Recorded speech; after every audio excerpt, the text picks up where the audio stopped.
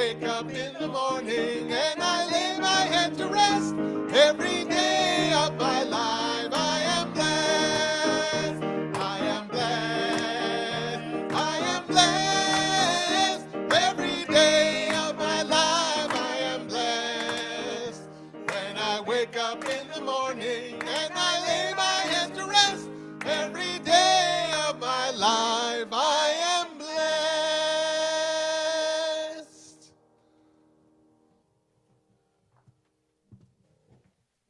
The call to worship. Let us take this moment to become still, turning within, recognizing the only presence and only power in the universe. God, the good, omnipotence. In divine mind, love is the power that joins and binds everything in divine harmony. It is an inner quality that sees good everywhere and in everyone. Love is the greatest power of all, and so it is. Our spiritual disciple for the month of February is John. The spiritual faculty is love. The color is pink.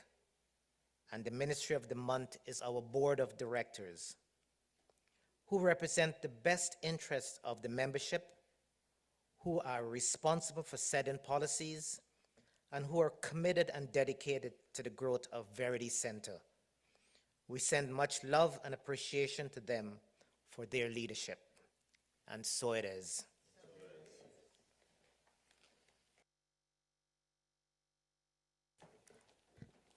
Good morning. Good morning.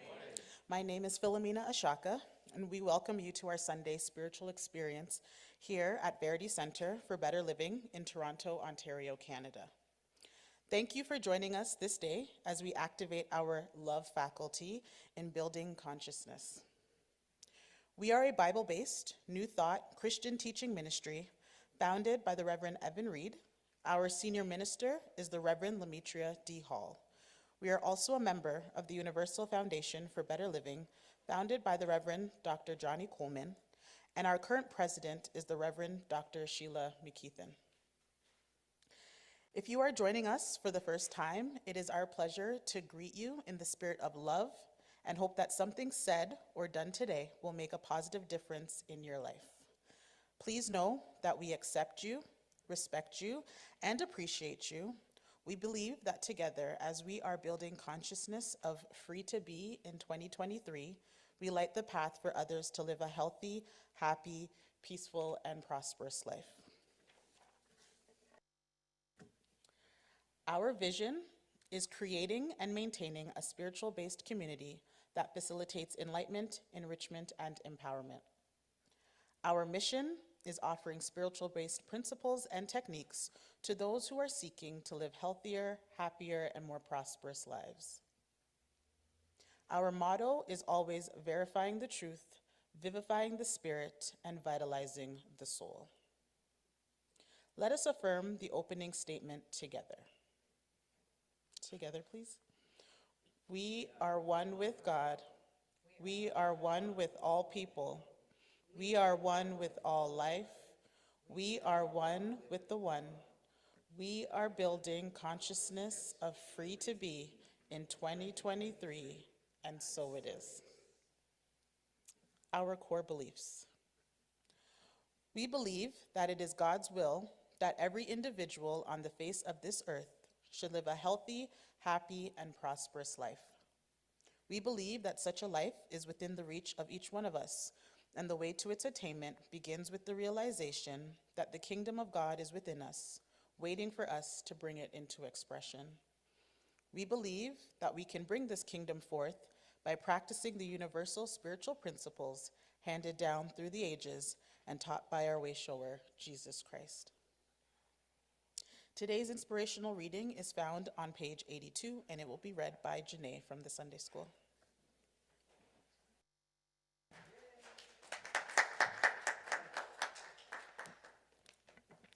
Good morning. Check in.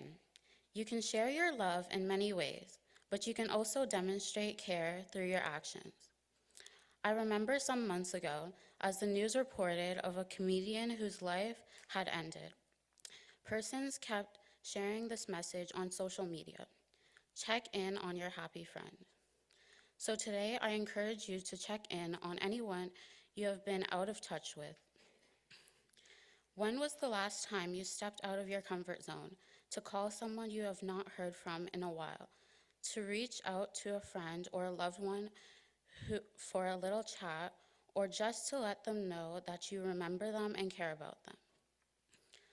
Once you reach out in love, they will know that you care and that someone is available to them. Make that step and be patient, bearing with one another in love. You might also feel neglected or out of touch with others. Take the step to check in with someone to lift your spirit. That is love, and love will lift you up and carry you forward. So check in with someone today in the spirit of gentleness, humility, and love. It can make a difference. The scriptural text is taken from 1 John chapter 3, verse 18. Little children, let's not love with words or speech, but with action. And so it is.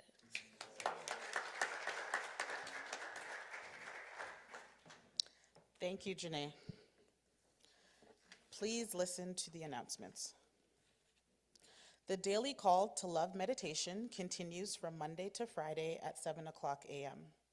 The link is in the weekly Verity email. To receive the phone and information, please leave a message at 416-240-1956.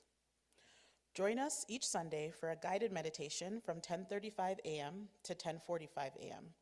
Please send your prayer requests to admin@veritycenter.org. Here are the lesson titles for March. Sunday, March 5th, Spiritual Freedom. Sunday, March 12th, Thank God, I am Free. Sunday, March 19th, Gracefully Free. And Sunday, March 26th, Freedom by Faith. Last weekend's Black History Month events were empowering, engaging, and exciting. Thanks to Nicole Chrysostom Murray for bringing her labor of love, Boxed In, a heartfelt and profound film to the community. Thanks to Reverend Lemetria Hall and David Lewis-Peart for their collaboration in planning and executing the memorable Sunday experience. Thanks to Coco Lorraine Vieira, the choir director, who lifted every voice in the newly assembled choir with her energy that vibrated throughout the sanctuary. The choir, accompanied by Cole Anthony Humphrey, was impressive and awesome. Thanks to our guest speakers, Dr. Jill Andrew and Sebastio, and our awardee, Aita Sadhu, who share their passion and their journeys of love and resilience. Thanks also to the MPs and counselors who attended the service, and the entire congregation whose energy made this inaugural service a success. Finally, thanks to the Verity team, the board of directors, the technology team, the bow tie maker, the special attendants for our invited guests and the choir, the greeters, the ushers, parking attendants, and the fellowship team for the sumptuous and delicious lunch. Last weekend was love in expression.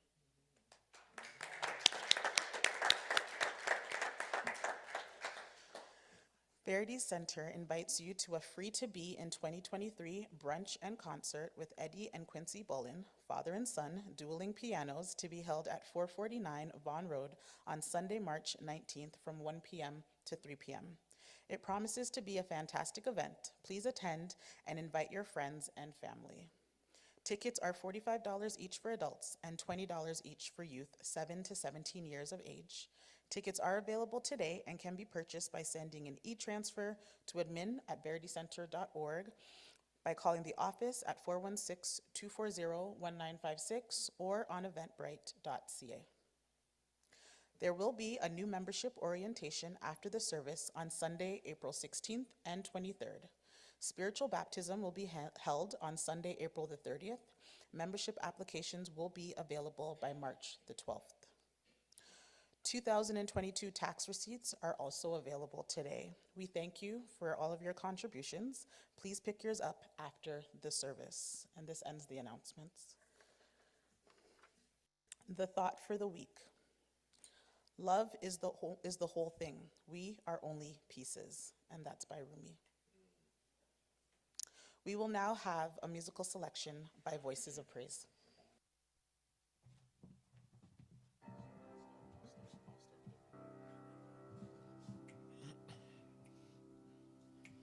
Oh, freedom. Oh, freedom. Oh, freedom over me. And before I be a slave, I'll be buried in my grave and go home to my Lord and be free.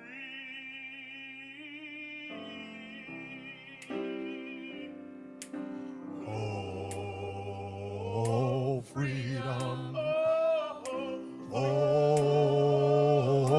freedom. oh, yeah. Oh, freedom over me. And Before I be a slave, I'll be buried in my grave and go home to my Lord and be free.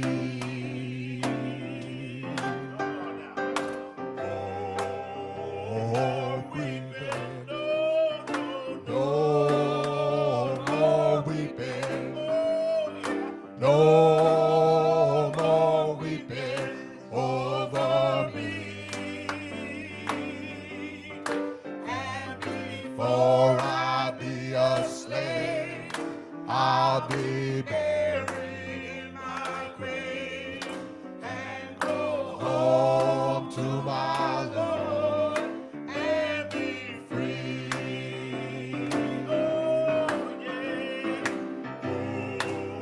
Oh, freedom. Oh yeah. Oh, freedom. Oh, freedom over me.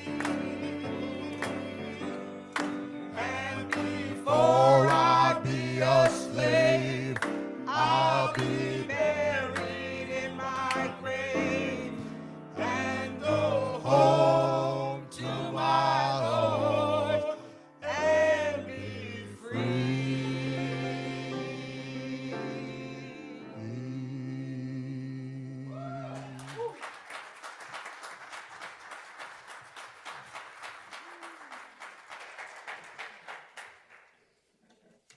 Thank you, Voices of Praise. Thank you, Dave. And now our lesson is entitled Walking in Love, and it will be given by David Lewis-Peart.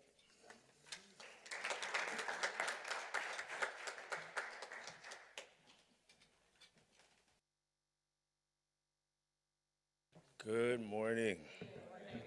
I got it right this time. Hey. All right. So, the scripture that I've been given today is Ephesians 5. Therefore, be imitators of God as beloved children, and walk in love as Christ loved us and gave himself up for us, a fragrant offering and sacrifice to God. All right, I'm going to leave us with 3 things to hold on to, okay? And hold me to account so that I come back to those 3 things, okay? How do you walk? Who do you serve? And what do you believe? Okay? I'm studying to be a therapist right now, and so I'm mired in a lot of readings and a lot of practice. One of my favorite models that I look at is attachment theory. John Bowlby came up with this idea of attachment theory, The idea is that each one of us has been shaped by our early childhood experiences, okay? And as a result of those early childhood experiences, we tend to fall into one of 4 attachment styles or types, okay? The first is what's called anxious preoccupied, okay? Another way to think about it is cling. The next is avoidant dismissive. A way to think about that is push. The third is disorganized or fearful avoidant. That's kind of like push-pull. And then there's secure. Each one of those styles has been cultivated in those early relationships with the parent, the mother, and if in the picture, the father. As human beings, because the significant part of our development happens outside of the womb, unlike other mammals that do the majority of their development inside of the womb, we are reliant on our parents, our mother, and in some instances our father, to ensure that we survive long enough. And it's in that relationship that we develop an understanding of the world. One of the ways that theorists like to think about it is our first God is our mother. Our first God is our mother. What do I mean by that? In the relationship with the mother, the early infant develops its whole frame of reference for how the universe operates. And it's that teaching in that relationship that sets the foundation for that child. In the instance of the anxious preoccupied, the cling, what typically has happened in the relationship with the mother is that the care has been inconsistent. Okay? Think of it almost like this. A child cries to signal to the mother or the parent, I need something. The mother, if ideal in circumstance, attends to that. The child learns that my needs get met. But in the instance of an inconsistent mother, sometimes I cry, sometimes you come. Sometimes I cry, sometimes you don't. And I don't know if anyone has ever looked at some studies that they've done with rats in a cage. And part of how they sort of looked at it was this. They put mice in a cage with a lever. And when the mouse hits the lever, a piece of food drops down. And the mouse says, oh, I press the button, the food comes. And so they go back and they press the lever and the food comes. In an inconsistent relationship, however, sometimes they press the lever and nothing comes. That's very confusing for the mouse. And so what tends to happen is that the mouse will return to the lever and return to the lever and return to the lever. And sometimes it drops and sometimes it doesn't. Sometimes it drops. And so it learns, just keep hitting the lever. And maybe we can figure this out. Cling. In the avoidant dismissive, the early relationship is one of neglect. I cry, she doesn't come.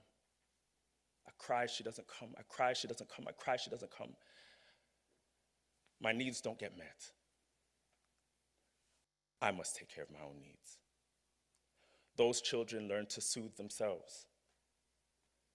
In adulthood, they look like the independent. I don't need nobody. But as an infant, it was the nobody comes.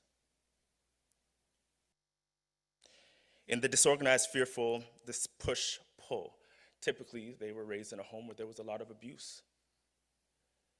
The parent might have been there, but it was hell. And so they both desire a relationship and are afraid of it. The same person that holds me is the one that hits me and hurts me. I'm confused. push, pull. I need you, but you hurt me. And then there's the secure. I cry, she comes. I need my nappy chains, it's changed. I need to sleep, I sleep. They learn that the universe works for their good. Why does that matter?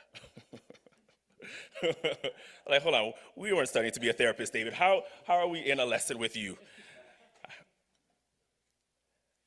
Because our first relationship sets the foundation, much of our relationships that precede that are based on that early experience. The title for today was Walk in Love. One of the things I find is that we use words like love as if we're all speaking about the same thing.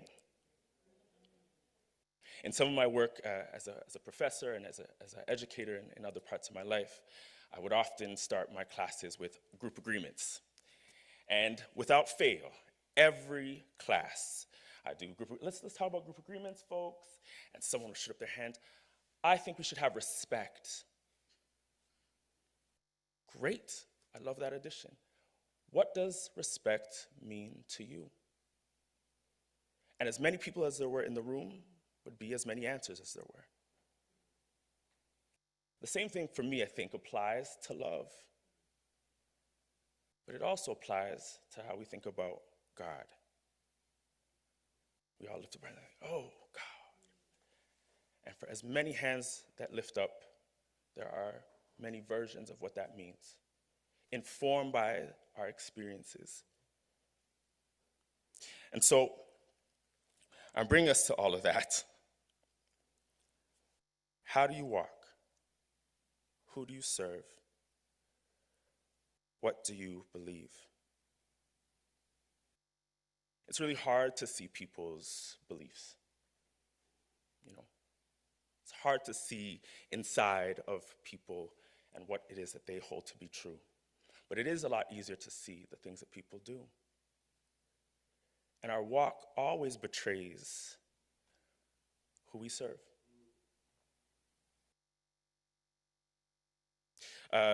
Philosopher Alan Watts often says, beware the goody-goodies. He says, beware the goody-goodies. The ones who cry, peace, peace, while bringing war. Who do you serve? How do you walk? And what do you believe? I've shared here before that I'm in an interesting place, and that's why I always get a little uncomfortable when I'm up here. It's been many years since I've been in the ministerial role, and as I've shared before here, I'm not necessarily a believer. And yet, I think we all have gods that we serve. You might call it by a different name, but we all serve a God. And it tells a story about what it is that we believe. I was on the phone earlier today with a friend who's often talking about his desire for money. David, I just need to get another job, third, fourth, fifth. And one day I remember asking him, why? I just need more money. What does money mean for you? The money is an idea, an organizing principle. Underneath it is something deeper. Maybe it's freedom. Maybe it's security. What do you believe? For a time, in my life, I've shared here before, I was in the care system. And there was often a lot of absence. The way that that's shown up in my life sometimes is that I hold on. I hold on to relationships, I hold on to things. I'm a bit of a hoarder. I'm sentimental. But there's an underlying belief. that good things go away. So I hold. When we think about love and this idea of walking love out, it's important that we begin to interrogate. What do you mean by love? What do you mean by God? Who is it that you hold upon high? What's the organizing principle that you live by? I don't want to hear it in your words. I want to understand in both your actions and in those harder to see beliefs. Right now, we're in a really interesting time. A lot of words get pumped out. Love, justice, love, justice. We've been saying that for a long time, and I don't see a lot of love. And I have questions about justice. And so I ask myself, who do you serve, and what is it that you actually believe underneath the things that you profess? Last week, we came together in this service, and it was fantastic, absolutely fantastic. And it was this refreshing reminder for me of what I think underlies a lot of the people that attend this church. I saw Ian outside in his orange scarf in the cold, parking cars. I saw Maxine and other folks greeting the guests. Kay at the door and Trevor. Tracy in the back here early. No words spoken, but all of that a demonstration of who it is that they serve.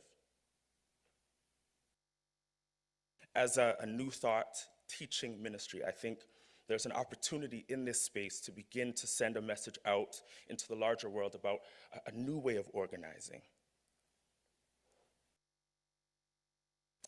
In the Metaphysical Bible and Interpretation, they talk about Paul as a teller of truth and the bringing together of Jew and Gentile, Jew representing religious or spiritual ideals, and the Gentile representing all things worldly.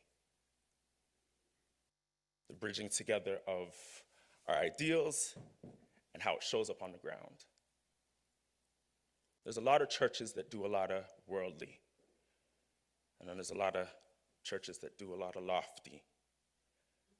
There's fewer churches that do truth in operation, in practice, bridging both things.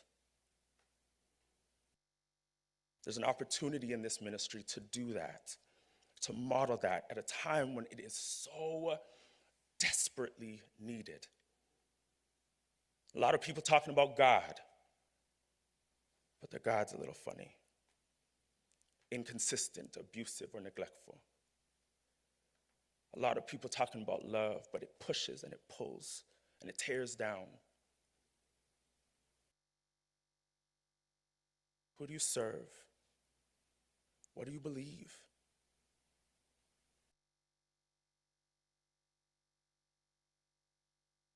You can't mend what you don't attend, but you can't attend what you can't acknowledge.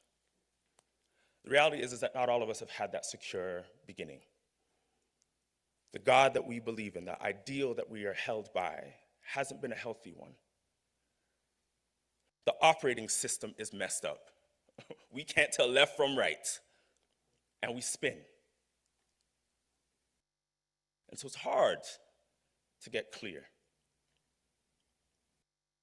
But I believe in a universe that is a correcting one, and a grace-filled one, that continually invites in opportunities for change. I see problems as just that. Iyanla Van Zandt talks about pain. She uses this really cute acronym that I like. Pay attention inward now. That the difficulties in our life, the stress points, are opportunities to make correction. So someone said, well, I didn't have the right family. I came from poverty and abuse and neglect. I don't know love. Who is my God? Who do I serve? What does your life show you? What's your pressure points? What's the invitation that the pain in your life is inviting you into? And sometimes it might be really simple. Not this. We started earlier in the meditation that Ken offered up, just God. Just God. But I don't know if I know God. What God are you talking about? I don't know. Where's your pain point?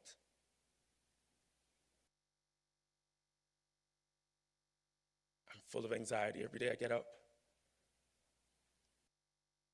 Filled with fear and doubt. Everyone that I've ever loved has hurt and harmed me. Who do I serve? What do I believe? In Sanskrit, they say, neti, neti, not this, not this. Not this, not this.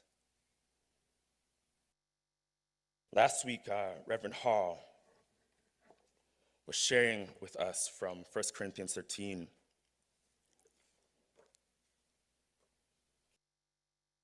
This was the letter to the church in Corinth. The church. God, love, but what do you believe? And so he offered up this. Love is patient and kind. Love is not jealous or boastful. It is not arrogant or rude. Love does not insist on its own way. It is not irritable or resentful. It does not rejoice at wrong, but rejoices in the right. Love bears all things, believes all things, hopes all things, endures all things. Love never ends. As for the prophecies, they will pass away. As for the tongues, they will cease. As for knowledge, it will pass away. For our knowledge is imperfect and our prophecy is imperfect. He reminded them of speaking in tongues of angels, but no love. Noisy gongs and clanging cymbals, and prophetic powers, and understanding all mysteries and all knowledge. And if I have all faith so as to remove mountains, but have not love,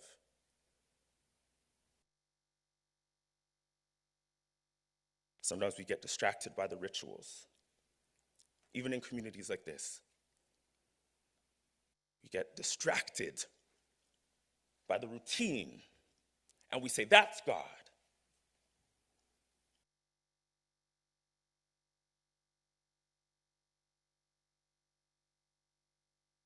Back of all things, ground of all being, is God. Not the clanging cymbals and not the rituals and not the routines and not the professed things. It's the thing back of all things.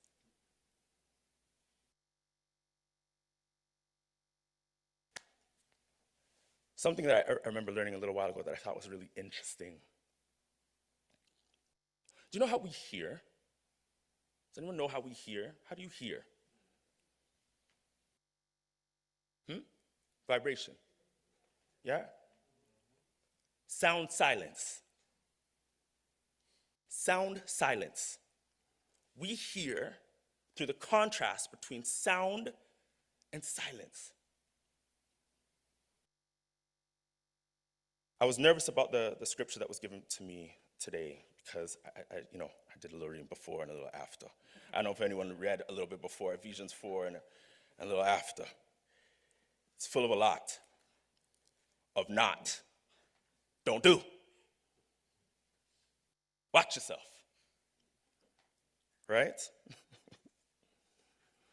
But I also thought it was a really interesting thing to look at in a different way. It talked about you must no longer live as the Gentiles do, in the futility of their minds. They are darkened in their understanding, alienated from the life of God because of ignorance that is in them, due to their hardness of heart. Put off your old nature, which belongs to your former manner of life. Be renewed in the spirit of your minds. Put on a new nature, created after the likeness of God in true righteousness and holiness. Is that new thought? Take on a new mind? Take on a new nature? But I only know pain. She didn't hold me. He didn't love me. I grew up in lack. My God was about limitation. Put on a new mind. Let all those things pass away. Step into something new. Transmute and transform your experience. Trust that there's a universe that will literally leave no thing untouched. It will use every single thing in your life. Every single thing in your life. I don't even believe in God, and I believe in that. Because I've experienced it. We had a service last week. We had a service last week where we were, for a time, absent of a director. And out of nothing came the perfect person at the perfect time.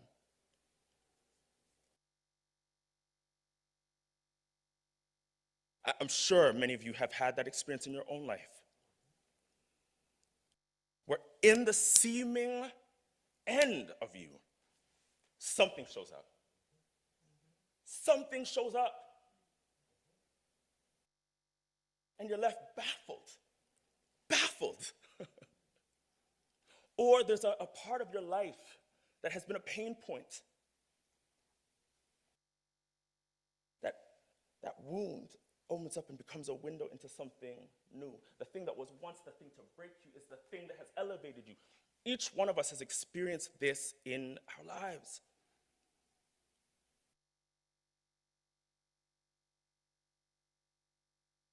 Sometimes I think about why it is that I'm still at this church. This apostate, this poor old me. I believe that this community is doing something great.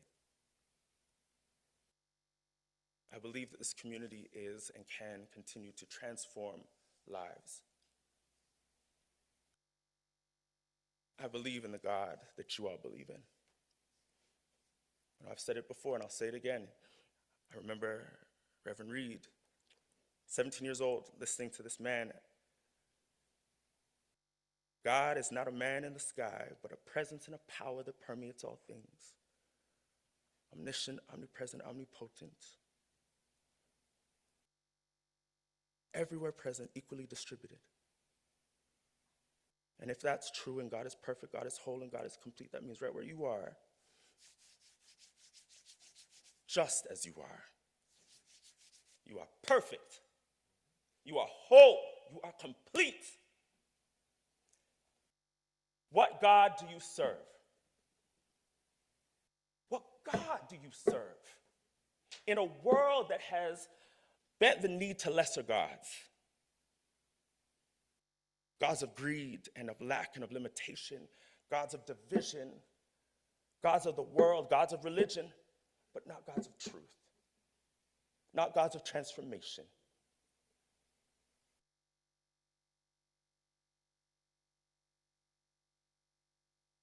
One last thing.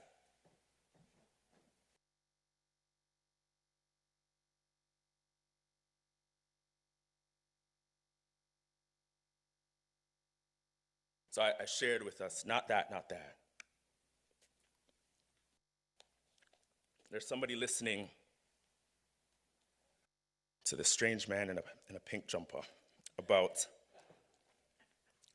this God that it sounds like he doesn't even believe in. I don't know. My life has been difficult. I don't know. I've been through a lot. I don't know. I've got a lot going on. I don't know. I've done a lot of things. I don't know. Let your pain be the pointing finger to a transforming God. To a grand idea. Let's take God out of the picture. To a grand idea. What is the grand idea that guides your life? What is the good, organizing, delivering, God that it is that you believe in? What gets you up every morning?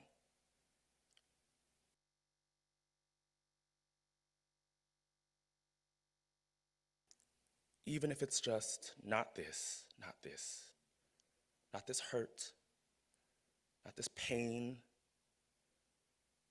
just God. But I don't know that. Okay, you don't have to know. You don't have to know. You just have to know that it's not that. Whatever it is that you are walking with that is hurting you. Ever watch people, I've been on the street sometimes, and I'm not a physiotherapist, but you ever watch people you can just tell by their gait where the pain point is? Their walk tells me who they serve. Their walk tells me what they believe. Me, my hip, my back, my father, my mother, where I came from, what I did, what people don't know about me. Their walk tells me what they believe. Their walk tells me who they serve. And the invitation is not this. Not the clanging cymbals. Not the prophecies. Not the rituals. The ground of all being is God.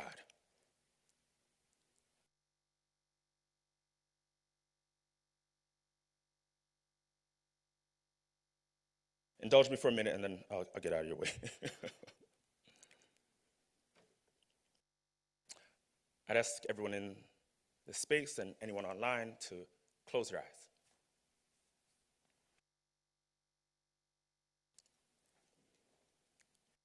Close your eyes and get still.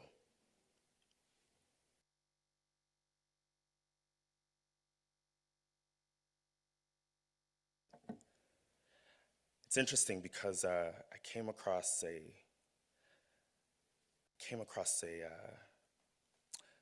open your eyes, 1 second, I'll tell you, and then I'll ask you to close your eyes again. My friend Micah, who comes to this church, invited me last night to a gathering that he was having. I wasn't going to go. I've been really stressed, but I decided to. And I got there, and it was a wonderful gathering, but on the table at the reset space just up the street was a Rumi book. And sometimes I do this thing where I will just take up a book and just open it.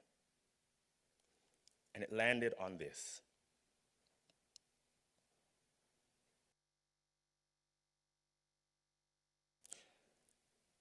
Close your eyes now, you can close your eyes. And just be still. And this is what I opened up to. Don't run around this world looking for a hole to hide in. There are wild beasts in every cave. If you live with mice, the cat's claws will find you. The only real rest comes when you're alone with God.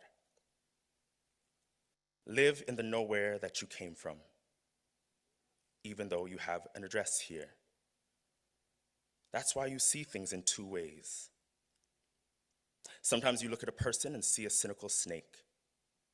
Someone else sees a joyful lover. And you're both right. Everyone is half and half. Like the black and white oxen, you have eyes that see from nowhere, and eyes that judge distances, how high and how low.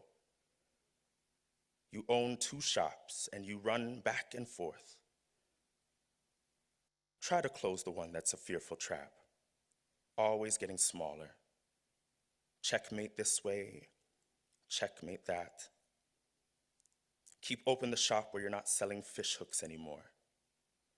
You are the free swimming fish. Think that you're gliding out from the face of a cliff like an eagle, or think you're walking like a tiger walks by himself in the forest. You're most beautiful when you're after food. Spend less time with nightingales and peacocks. One is just a voice, the other is just a color.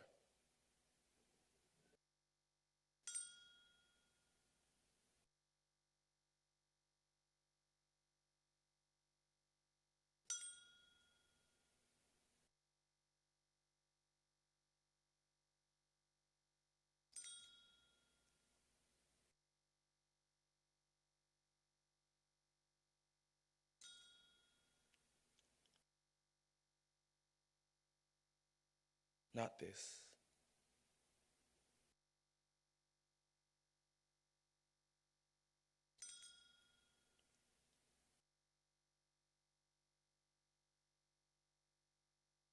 God is not the clanging cymbals, it's the space.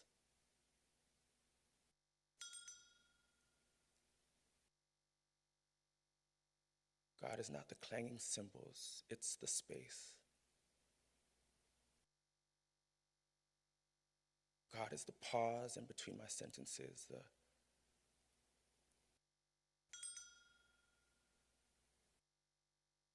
silence between the sound.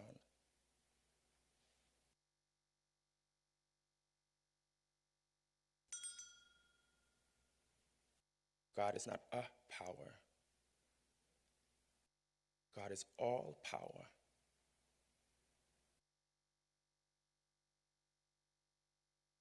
God is all presence and all knowing.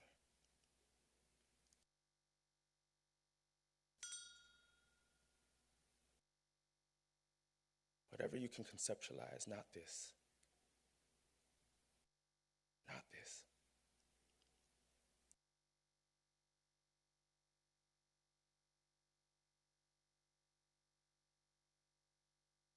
Who do you serve? What do you believe? How do you walk? Let your love in operation tell the story. Thank you.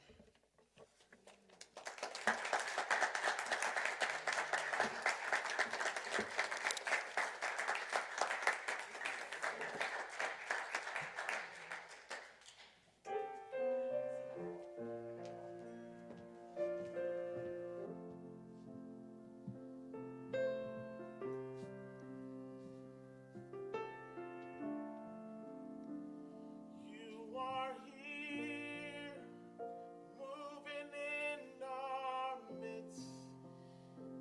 I worship you. I worship you. You are here, working in this place. I worship you. I worship you. You are here, moving in our midst. I worship you. I worship you. You are here, working in this place. I worship you. I worship you. We call you our Waymaker, miracle worker, promise keeper, light in the darkness. My God, that is who you are. We call you our Waymaker, miracle worker, promise keeper, light in the darkness. My God, that is who you are. You are here, touching every heart. I worship you. I worship you. You are here, healing every heart. I worship you. I worship you. You are here, turning lives around. I worship you. I worship you. You are here, mending every heart. I worship you. I worship you. We call you our Waymaker, miracle worker, promise keeper, light in the darkness.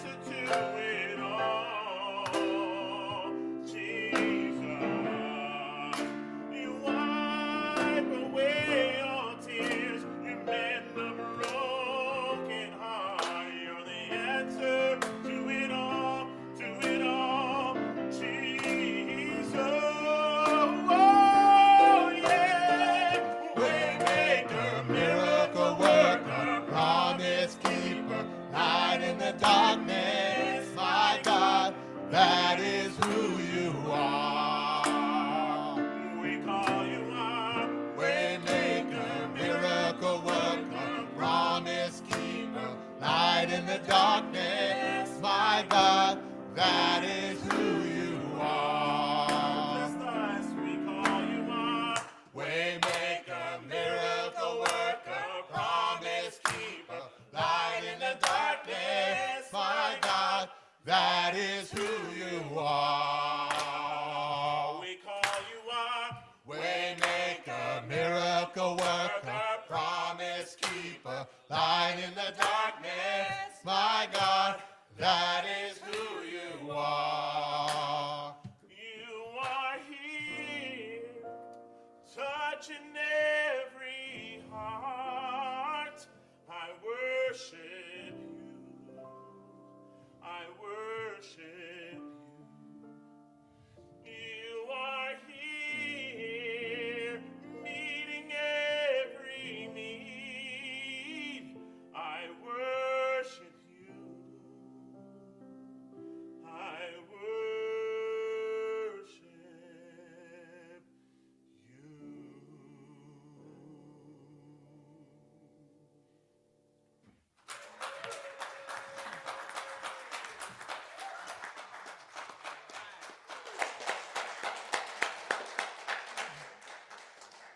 Thank you, Voices of Praise. Yeah. A beautiful rendition. Thank you, Dave. I heard Dave singing in the background as well. David, thank you. That was.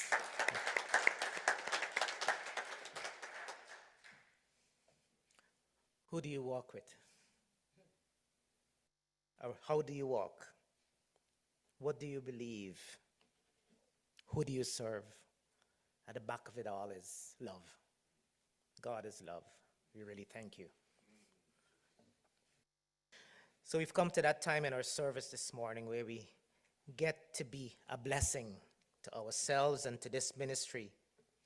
And we do this by sharing our tithes and offerings. We are certainly grateful for this opportunity. There are many ways to give to this ministry. If you're here, you can place it in an envelope and place it in the basket at the back. You can mail it in to admin to Verity Centre at 447 Vaughan Road in Toronto. You can donate through our website, veritycentre.org. You can do through e-transfers to admin@veritycentre.org, through our mobile app on your phone, through Tidely, or through Canada Helps. So however you've come to give, please repeat after me. Divine love through me blesses and multiplies all that I am, all that I have, all that I give, and all that I receive. All is well, and so it is. Thank you. Do we have any visitors with us today? No? So we've come to the end of our wonderful service today. So let us say this together. It is displayed, I believe, on the screen above, and for at home you can see it on your screen. The light of God surrounds us. The love of God enfolds us. The power of God protects us. The presence of God watches over us. Wherever we are, God is. Wherever I am, God is. And so it is. This ends the service. Have a blessed week.